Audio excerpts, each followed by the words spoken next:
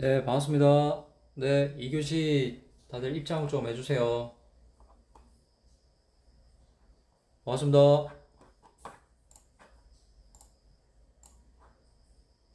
예, 반갑습니다. 다들 좀 쉬었습니까? 반갑습니다.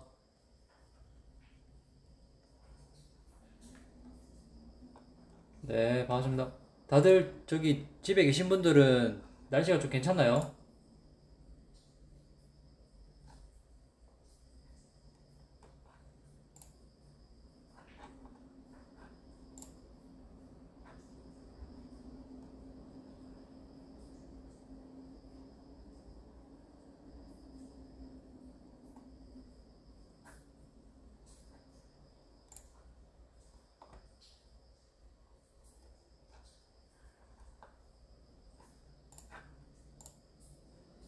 예, 반갑습니다. 민우, 반갑다. 그래, 지금 부산 쪽에는 지금 좀 날씨가 안 좋지? 네, 반갑습니다. 일단 오늘 2교시 지금 18명 입장 다 있고 아까 1교시 때 18명 지금 과제 다 확인했거든요. 민우 거까지 마지막 해서 다 확인했고 두 번째 시간 이어서 하도록 하겠습니다. 뭐 비도 오고 집에 있으니까 공부도 잘 안 되시고 하겠지만 제가 참 맨날 뭐 1학년 때부터 좋은 얘기 안 하고 맨날 뭐라 해서 참 그렇긴 한데 결론적으로 배 타고 그 다음에 진로를 설계하고 그 다음에 이어서 과정들을 좀 이렇게 보면 동기들 중에 학교 다닐 때 공부를 안 했는데 밖에 나가서 지금 잘하고 있는 친구들이 되게 많아요. 그래서 공부 뭐 잘하냐 못하냐로 따지는 거는 사실 좀 의미가 없습니다. 근데 왜 자꾸 제가 이렇게 얘기를 하냐면 뭔가 내가 하고자 하는 마음이 생겼을 때 한 번쯤은 진심을 다해서 해본 적이 있느냐 그 얘기입니다. 무슨 말이냐면 내가 하고자 하는 목표가 생겼을 때 단 한 번이라도 진짜 잠을 쫓아가면서 한 번쯤 매달려 본 적이 있느냐. 그런 경험들이 나중에는 도움이 된다라는 거죠. 그래서 집에 있고 공부도 잘 안 되고 저기 뭐 게임도 좀 하고 싶고 누워 있고 싶어도 할 때 한번 해보자라는 거지. 그 경험들을 해보고 나면 본인 인생에 어떻게든 도움이 된다. 뭐 저는 그렇습니다. 제 주변의 동기들 보니까 학교 다닐 때 공부 대충 해도 다 잘 합니다. 저보다 더 좋은 데 가가지고 일하는 친구들도 있습니다. 동기들. 근데 그 동기들 학교 다닐 때 보면 저기 인원 점검할 때 막 선배들한테 욕 먹고 학교 생활도 잘 안 하고 막 그렇게 했는데 결론적으로는 동기들한테는 항상 인정받았어요.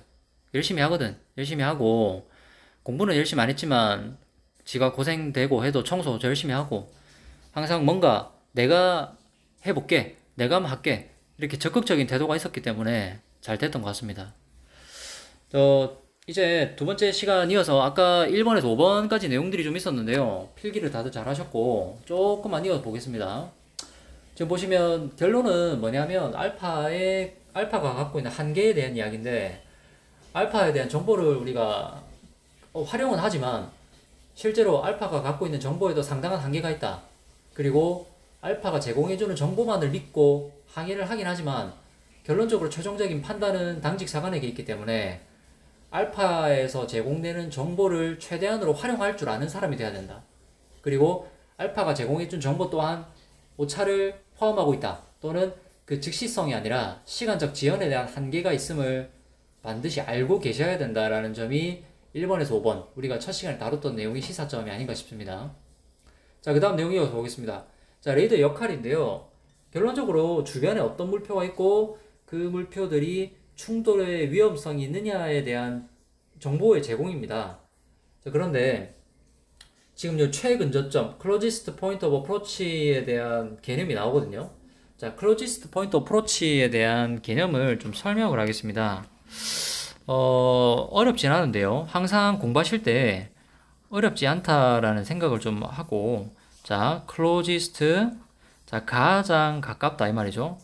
가장 가깝고, point of approach. 자, 가장 근접한 점이 바로 CPA입니다. 가장 근접한 점입니다. 점. 자, 무슨 얘기냐면요. 그림을 자주 그리겠습니다. 항상 머릿속에 그림을 그리세요. 자, CPA는 점이다. 개념을. 자, 예를 들면 부산의 사고는 학교죠, 학교. 그 다음에 뭐 제가 쓰고 있는 삼성 노트북은 노트북입니다. 그 결론적으로 분류가 어떻게 되느냐에 대한 이야기인데, CPA는 바로 가장 가까이 지나갈 때 그 점이 어디냐에 대한 이야기입니다. 자, 본선이 이렇게 항해 중일 때 만약에 타선박이 요렇게 오고 있습니다. 자, 그러면 본선과 상대선이 가고 있는 이 벡터를 쭉 연장을 하게 되면 과연 가장 가까이서 만나는 점은 어디냐?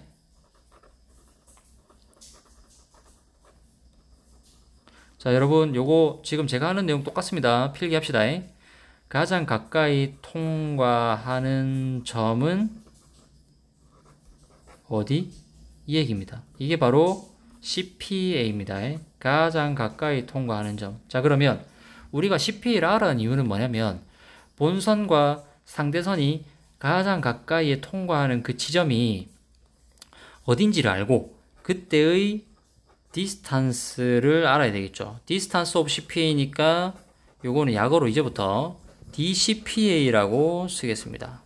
DCPA고요. 그 다음에 그때까지 남은 시간은 얼마냐가 바로 TCPA가 되겠습니다. 자, 여러분 이거 이번 학기 다음 학기 내내 지금 이야기할 겁니다. 요거 개념을 좀 잘 잡으세요. 자, 다시 CPA라는 거는 쉽게 얘기하겠습니다. 제가 사투리 좀 쓸게요. 니랑 내랑 가장 가까이 지나갈 때 그때 니 어디 있는데 이 얘기입니다. 아시겠죠? 자, 그 다음에 그때의 거리가 얼마나 떨어져 있는데, 그 다음에 지금 시점에서 CPA까지 남은 시간이 얼만데 이 얘기입니다. 제가 요걸 써드릴게요. 자, DCPA가 뭐냐면 DCPA라는 거는 타선과 본선이 가장 가까이 지날 때 그때의 거리가 얼마냐 이 얘기입니다. 자, 이해되시겠죠? 자, 지금 온라인이니까 뭐 이해 안 되면 언제든지 채팅창에 띄우세요.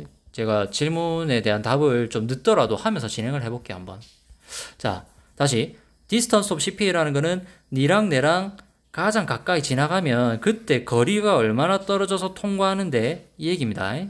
그 다음에 time of CPA 요거 개념 진짜 전전 기수도 많이 헷갈리던데 요 얘기 절대 헷갈리면 안 됩니다. 무슨 얘기냐면 본선과 상대선이 이렇게 있죠. 근데 만약에 이 점을 우리가 CPA라고 합시다. 이때가 우리가 가장 가까이 지나가는 디스턴스다 하면 이 점이 바로 CPA 점이고 이때가 바로 DCPA가 되겠죠. 자, 그런데 그러면 지금 현재 시점이 00시 06분일 때 CPA까지 우리가 항해를 쭉 그대로 한다면 시간이 12분 남았다고 합시다. 그러면 현재의 시점에서 CPA 점이 됐을 때의 관계가 형성됐을 때 그때까지 항해를 한다면 시간이 얼마나 남아있는데 이 거리에 대한 시간이 바로 TCPA입니다. TCPA.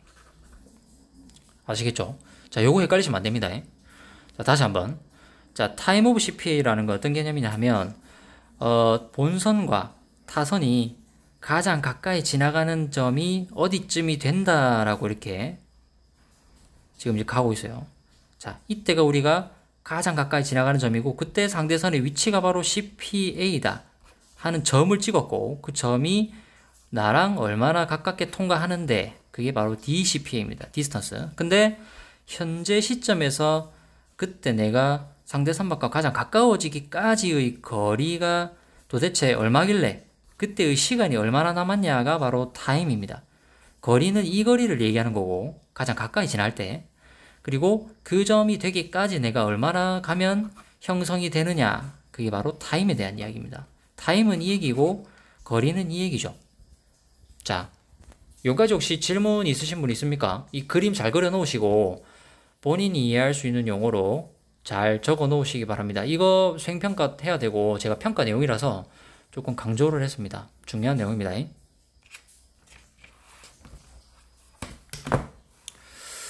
자, 여기까지 일단 진행이 되셨죠?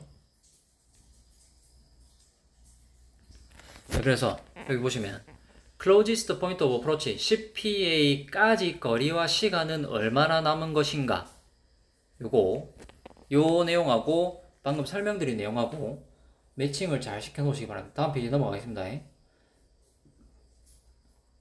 자, 그래서 지금 보면 우리가 고려해야 될 요소 세 가지가 나오는데 요것도 체크 잘 해줍시다. 최근접점까지의 거리와 시간이 얼마나 남아있느냐 체크를 잘해야 되겠죠. 당직 사관으로서 체크해야 할 3요소 제가 물어보게 되면 요거 세 가지를 꼭 체크해 주시기 바랍니다. 자, 다시 현재 지금 제가 여러분께 설명드릴 때 여기 CPA 이야기 했죠.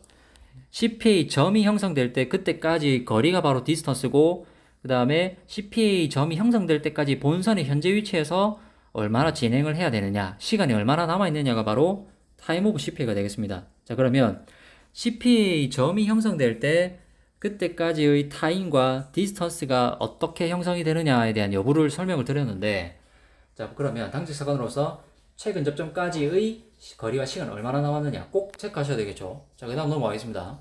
자, 보시면은 현재 상대선의 현재 침로와 속력은 얼마인가. 자, 이게 1교시 때 설명드렸던 바로 상대선의 진 침로와 진 속력을 파악하는 방법이고, 자, 이번에 대해서는 우리가 벡터를 좀 알아야 됩니다. 벡터. 자, 벡터 넘어가기 전에 3번도 같이 한번 보고 갈게요. 충돌의 위험을 피하기 위하여 자산이 취하여야 할 조정법은 어떤 것인가. 자, 이 내용은 상당히 간단하죠. 우리가 여러분 이미 익히 회사법규 시간에 배웠던 상대선과의 한법관계가 형성되었을 때 유지냐 또는 피항이냐에 대한 여부를 결정하기 위해서는 다양한 고려해야 할 요소들이 있었습니다. 본선과 상대선의 조정 성능이 과연 동등한가, 또는 법적인 지위를 비춰봤을 때 상대선이 동역선으로서 조정 성능에 제한이 없는 선박인가, 또는 상대선은 조정 성능에 제한이 있는가 없는가를 따지시고, 그것을 따져서 대등하다 하면 그때는 바로 좌연의 홍등을 볼 수 있는 선박이 피항선이고 그 반대가 유지선이다 하는 관계에 대해서 알고 계시죠? 자, 그러면 우리가 조금 더 살펴봐야 됩니다. 자, 상대선의 현재 침로와 속력은 얼마인가에 대한 이야기를 해야 되는데, 자, 이거 좀 중요한 질문입니다.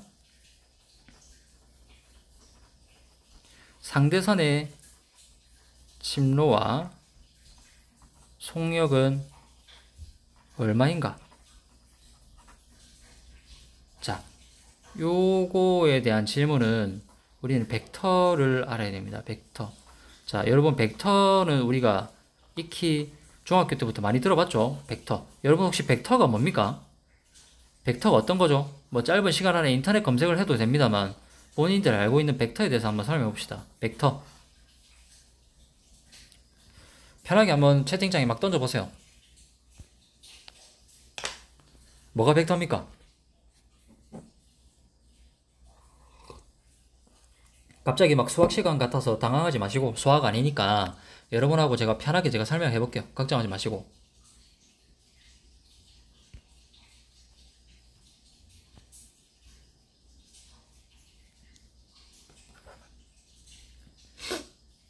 벡터. 벡터 뭡니까?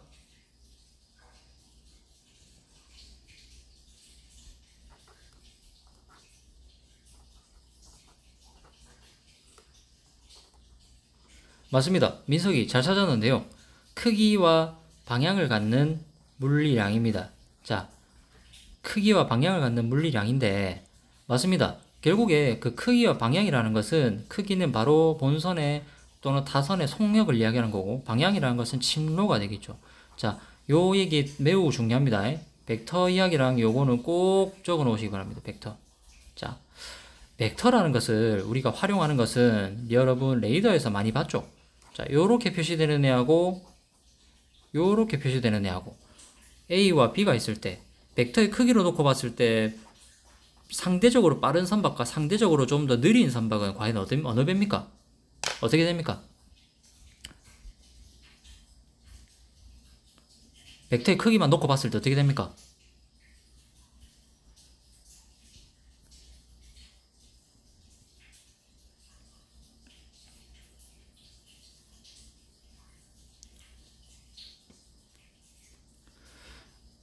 맞습니다. 지금 보면 상대적으로 크기를 놓고 봤을 때 벡터의 길이가 조금 더 긴 선박과 벡터의 길이가 상대적으로 짧은 선박이 있죠. 자, 그러면 레이더 화면에서 여러분이 이걸 봤다면, 아, A가 조금 더 빠르고 B가 상대적으로 느리구나. 근데 이 길고 짧음을 표현하는 길고 짧음의 표현은 바로 벡터의 크기입니다. 자, 이거 잘 읽어놓으십시오. 자, 길고 짧음에 대해서는 바로 벡터의 크기에 결정이 되는데, 저는 이 레이더 화면에서 지금 벡터의 크기를 바로 설정할 수 있습니다. 여러분들은 나중에 시뮬레이터에서 할 건데, 벡터에 메뉴 들어가시면 벡터의 크기를 6분 벡터로 할 거냐, 3분 벡터로 할 거냐, 뭐 15분 벡터로 할 거냐에 대한 표기가 가능하십니다.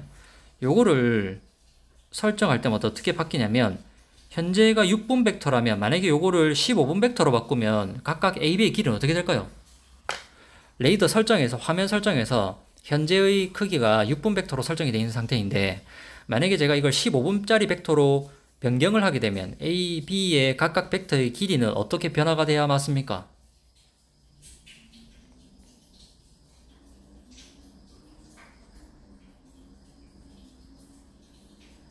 어떻게 벡터의 길이가 변화돼야 맞는 설명이겠습니까?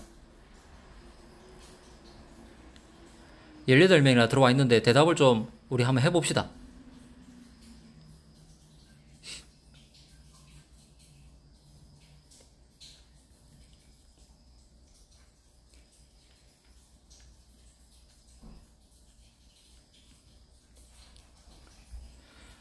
예, 다들 설명을 잘했습니다. 자, 설명하겠습니다. 현재 A와 B 선박에서 6분 벡터로 설정을 해뒀는데, 이거는 뭐냐면 A와 B의 현재 속력에서 6분 뒤에 A는 여기에 있다, 이 벡터의 끝에 있다 이 말이고, B 선박은 6분 뒤에는 바로 여기에 있다라는 설명이 됩니다. 자, 다시 한번. 현재 지금 벡터의 길이를 6분으로 설정을 해놨다는 말은 무슨 말이냐면, A 선박의 속력이 B보다 빠르다 했죠. 만약에 이게 10노트고 이게 8노트라고 하겠습니다. 자, 그러면 10분 뒤에, 정정하겠습니다.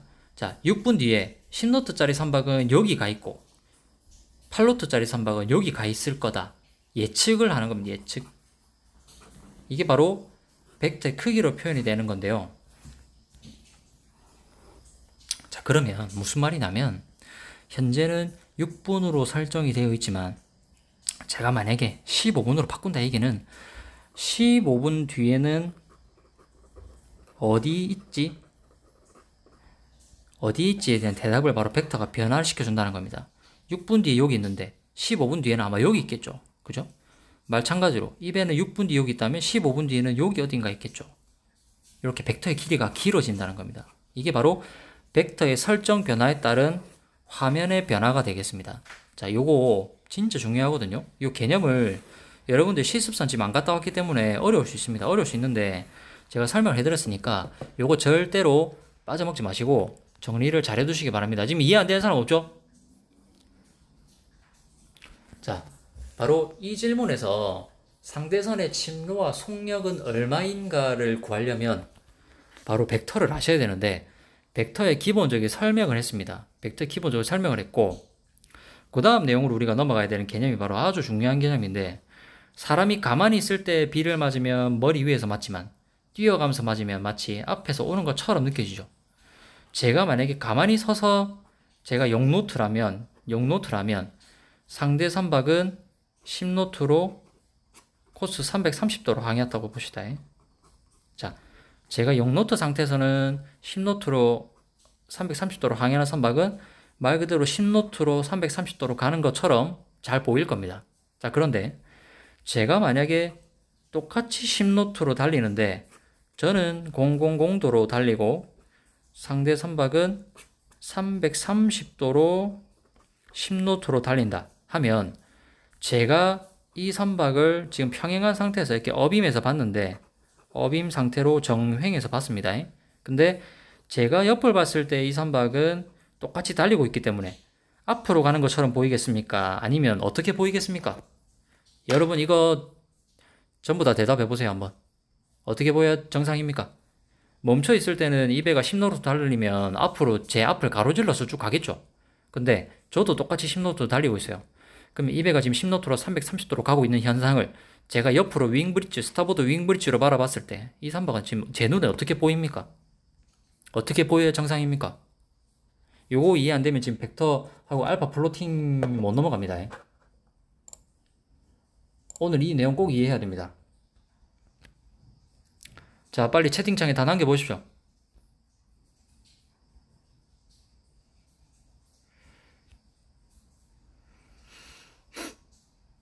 네, 민우 맞습니다. 지금 민우가 말한 것처럼 멈춰있는 것처럼 보인다라는 말이 이해가 됩니까? 자, 민우야, 그럼 멈춰있는 것처럼 보이는데 실제로는 승민아 좋다. 자, 그러면 상원이 좋다. 멈춰있는 것처럼 보이는데 실제로 그 선박과 나의 거리는 어떻게 돼야 됩니까? 어떻게 변화해야 됩니까? 여러분 좋습니다. 지금 멈춰있는 것처럼 다들 보인다고 생각을 하는데 그러면 그 선박과 나의 실제 거리는 어떻게 변화해야 됩니까?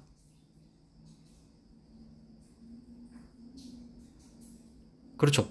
점점 좁아지겠죠. 다들 뭐 복사 붙여넣기 하지 마시고 이거 뭐 그렇죠. 좁아지겠죠. 실제로 거리는 점점 좁아들지만 내가 이 선박을 옆으로 보게 되면 스타보드 윙브리지에서 바라보면 이 배는 나한테 점점 가까워지지만 실제로 우리 둘이는 멈춰 있는 것처럼 보이겠죠. 맞습니다. 이게 바로 벡터입니다. 무슨 말이냐면 멈춰 있을 때는 그냥 갑니다. 제 앞으로 가로질러 가겠죠. 근데 내가 달리고 있기 때문에 달리는 사람을 보면 그냥 멈춰 있는 것처럼 보인다는 거죠. 하지만 우리는 점점 가까워지고 있다는 겁니다. 이게 벡터에서 여러분들 우리가 꼭 알아야 되는 개념인데, 자, 요거 가지고 무슨 얘기를 하고 싶냐면, 그러면 제가 지금 달리고 있는 속도는 아는데 만약에 여러분들한테 제가 지금 이 속도를 안 가르쳐 줬어요. 안 가르쳐 줬다. 이거 각도도 안 가르쳐 줬어. 저의 속력과 그 다음에 저의 침로만 알려줬어요. 그리고 플로팅 시트에다가 이렇게 지금 가는 것처럼 보이는 배가 한 척 있다. 이때 이 배의 속력과 침로를 구하라. 하면 여러분들 어떻게 구할 수 있습니까? 플로팅 시트를 제가 그 대신 줄 겁니다. 플로팅 시트를 드리고 이렇게 막 점이 찍혀 있는데 동심원으로 점이 찍혀 있고 상대 선박이 이렇게 가는 것처럼 보인다. 이때 본선은 요렇게 항해 중에 있다. 그러면 이렇게 항해 중인 선박을 과연 이때 진 속력과 진 침로를 구해라 라고 하면 여러분들 어떻게 구할 수 있겠습니까? 어떤 작업을 통해서 우리가 이 선박의 침로와 속력을 도출할 수 있을까요? 한번 머리 한번 써보시겠습니까?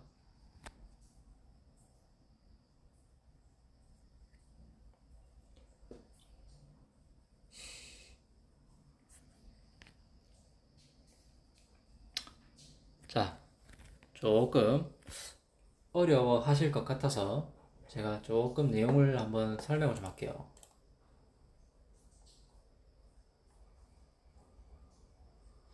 자, 플로팅에 관한 기본인데 여기 쭉 넘어가시면 바로 디바이더와 컴퍼스를 활용해 가지고 우리가 벡터에 대한 이야기를 좀 할 겁니다.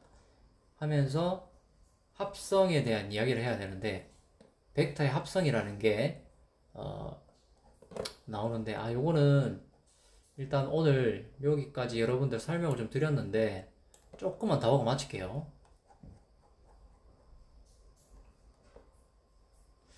자, 그래서 1, 2, 3번 지금 잘 보이시죠? 1번, 2번, 3번 이야기했고요. 자, 요거 내용 설명 좀 하고 마치겠습니다. 조금만 집중합시다. 자, 하나 또는 여러 개가 충분히 멀리 떨어져 있을 때 레이더 정보는 최근 접점 및 상대선의 침로와 속력을 결정하는 데 이용될 수 있다. 레이더를 갖고 할 수 있겠죠. 자, 그래서 충분히 회피 동작을 취할 수 있는 시간적 여유를 가지는 지역을 접근 구역이라고 한다. 포인트 오브 어프로치. 그러나 상대선이 아주 가깝게 접근해서 즉각적인 조치가 필요한 구역을 충돌 구역, 콜리전 존이라고 한다. 상대선이 충돌 구역 범위 내에 들어오면 레이더는 현재 위치를 나타내 줄 뿐 피항 동작에는 결정이 도움이 되지 않는다. 이거 여러분들 꼭 체크합시다. 자, 레이더 상대선이 현재 위치를 나타내 줄 뿐이고 피항 동작은 결정에는 결국에 정보를 제공할 뿐이지 그건 알아서 잘 해야 됩니다. 당직사관이. 그래서 레이더 역할은 상대선을 충돌구역 밖에 두도록 하는데 도움을 주는 장비일 뿐이지 만약 상대선이 충돌구역 안으로 들어왔을 때 이게 무슨 말이냐면 엄청난 충돌의 위험이 발생한 상황이 됐을 때는 충돌구역 밖으로 내보내는 것은 큰 의미가 없다. 이미 충돌구역으로 들어왔다면 그때는 그 선박을 충돌구역 밖으로 내보내기 위해서 어떤 조치가 필요한 게 아니고 내가 그 선박과의 충돌을 피하기 위한 조치를 해야 된다 이 말입니다. 이건 말이 좀 많지만 결론적으로 우리가 지금 여기서 챙겨야 될 개념은 알아야 될 거 접근구역과 충돌구역 이 두 가지에 대해서는 꼭 체크를 해두십시오. 접근구역은 비교적 내가 지금 그 피항 동작을 취할 수 있는 여유가 있는 구역을 말하는 거고요. 충돌구역은 이미 가깝게 접근해서 바로 조치를 취해야 하는 시점이 된 게 바로 충돌구역입니다. 이 거리로 지금 구분을 해야 되는데 명시적으로는 우리는 거리를 구분할 수 없지만 실제로 나중에 시뮬레이터로 그 거리의 감이 어느 정도인지를 한번 우리가 같이 체험을 해봅시다.